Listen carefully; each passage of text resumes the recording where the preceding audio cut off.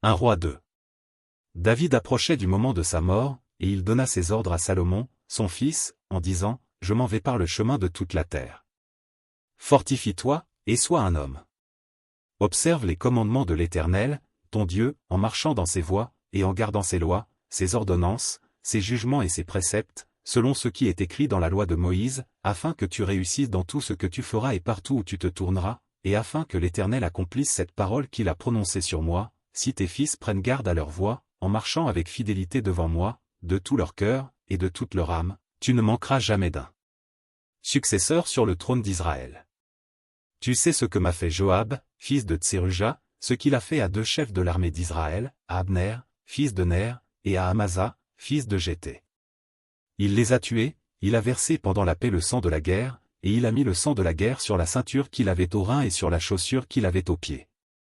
Tu agiras selon ta sagesse, et tu ne laisseras pas ses cheveux blancs descendre en paix dans le séjour des morts.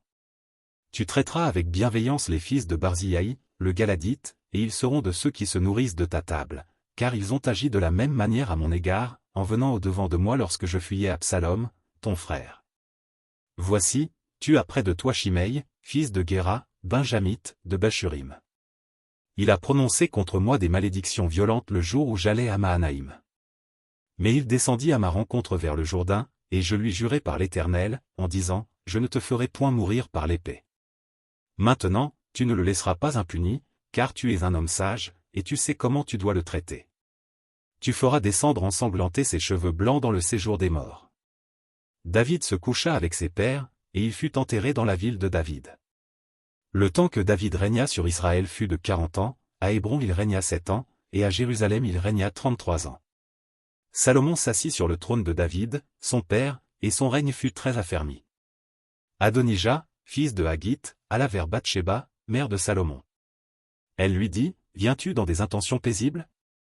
Il répondit, « Oui. » Et il ajouta, « J'ai un mot à te dire. » Elle dit, « Parle. » Et il dit, « Tu sais que la royauté m'appartenait, et que tout Israël portait ses regards sur moi pour me faire régner. Mais la royauté a tourné, et elle est échue à mon frère, parce que l'Éternel la lui a donnée. Maintenant, je te demande une chose, ne me la refuse pas. » Elle lui répondit, « Parle. » Et il dit, « Dis, je te prie, au roi Salomon, car il ne te le refusera pas qu'il me donne pour femme Abishag, la Sunamite. » Bathsheba dit, « Bien. Je parlerai pour toi au roi. » Bathsheba se rendit auprès du roi Salomon, pour lui parler en faveur d'Adonija. Le roi se leva pour aller à sa rencontre, il se prosterna devant elle, et il s'assit sur son trône. On plaça un siège pour la mère du roi, et elle s'assit à sa droite. Puis elle dit, « J'ai une petite demande à te faire, ne me la refuse pas. » Et le roi lui dit, « Demande, ma mère, car je ne te refuserai pas. » Elle dit, « Que Abishag, la Sunamite, soit donnée pour femme à Adonija, ton frère. » Le roi Salomon répondit à sa mère, « Pourquoi demandes-tu Abishag, la Sunamite, pour Adonija?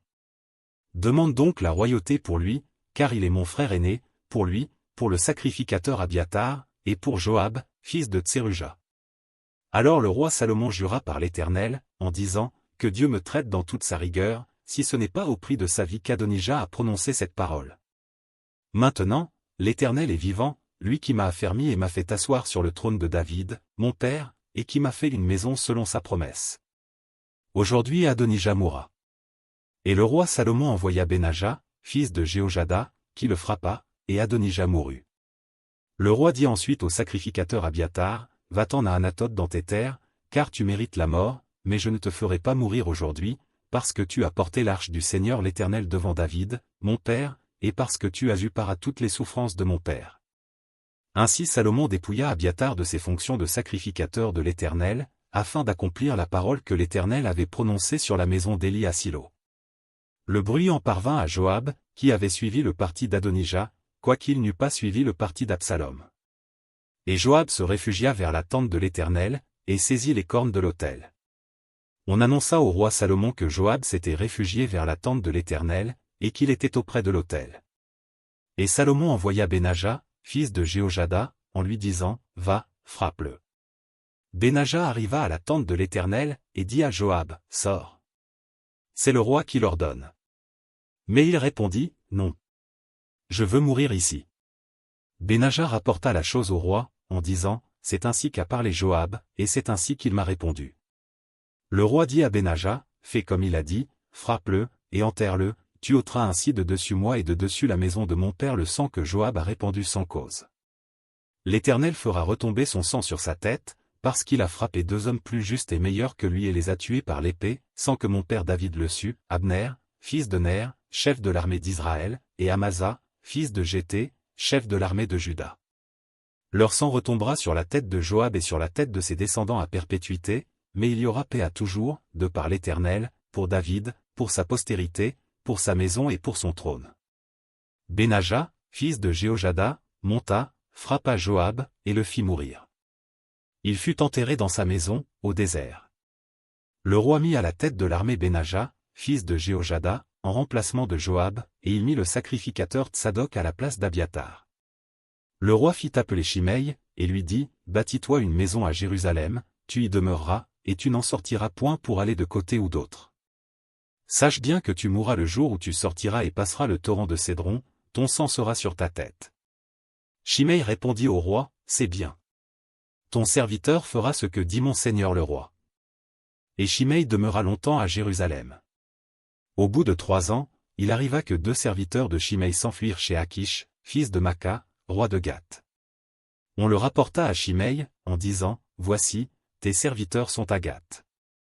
Shimei se leva, sella son âne, et s'en alla à Gath chez Akish pour chercher ses serviteurs.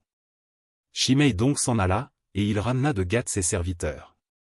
On informa Salomon que Shimei était allé de Jérusalem à Gath, et qu'il était de retour.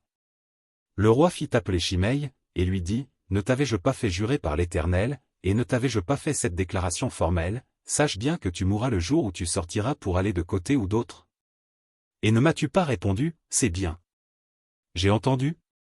Pourquoi donc n'as-tu pas observé le serment de l'Éternel et l'ordre que je t'avais donné? Et le roi dit à Shimei, tu sais au-dedans de ton cœur tout le mal que tu as fait à David, mon père, l'Éternel fait retomber ta méchanceté sur ta tête. Mais le roi Salomon sera béni, et le trône de David sera pour toujours affermi devant l'Éternel.